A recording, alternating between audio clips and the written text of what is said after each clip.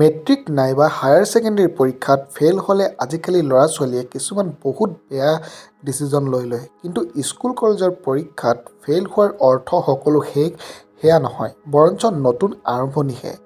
কিন্তু সেইবুলি নপঢ়ি নেমেলি পৰীক্ষা ফেইল কৰিলা সেইটো কিন্তু ক'ব যোৱা নাই। তেনে কৰিলে তোমাৰ নিজৰ ক্ষতি, তুমি পিছ পৰি থাকি যাবা। কিন্তু তুমি চেষ্টা কৰিছিলা, কিন্তু কিবাকৈ এইবাৰ ফেইল, তাৰ মানে পৰাজয় নহয়। অহাবাৰ কেনেকৈ ভালদৰে প্ৰস্তুতি চলাব পাৰি তাৰ পাঠহে। বিফলতাক দুৰ্বলতা বুলি নাভাবিব, কিন্তু নিজকে প্ৰমাণ কৰাৰ সুযোগ বুলি ভাবিব। জীৱনটো আৰু এই মাৰ্কছবোৰে আপোনাৰ সেই সামৰ্থ্য নিৰ্ণয় নকৰে।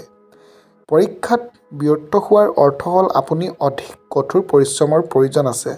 বিফলতাই দেখুৱাইছে যে আপুনি হাৰ মানিবলগীয়া বিধৰ নহয়। ই আপোনাক আপুনি কোন আৰু আপুনি কি অতিক্ৰম কৰিব পাৰে সেই বিষয়ে আপোনাক চিনাকি কৰাত সহায় কৰে।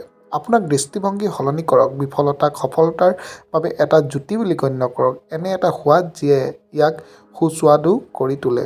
ৰৈ নাথাকিব, ই এটা সৰু মাইলৰ খুঁটি, আপোনাৰ সমগ্ৰ জীৱন নহয়। হাৰ নেমানিব, আকৌ চেষ্টা কৰক। মনত ৰাখিব, নেলছন মেণ্ডেলাই কৈছিল, আমাৰ আটাইতকৈ ডাঙৰ গৌৰৱ কেতিয়াও হাৰ মানি লোৱা নহয়, প্ৰতিবাৰ পতনৰ পিছত উঠি অহাটোহে। বন্ধুসকল, এনেধৰণৰ ভিডিঅ'ৰ বাবে ছাবস্ক্ৰাইব কৰিব নাপাহৰিব। ধন্যবাদ।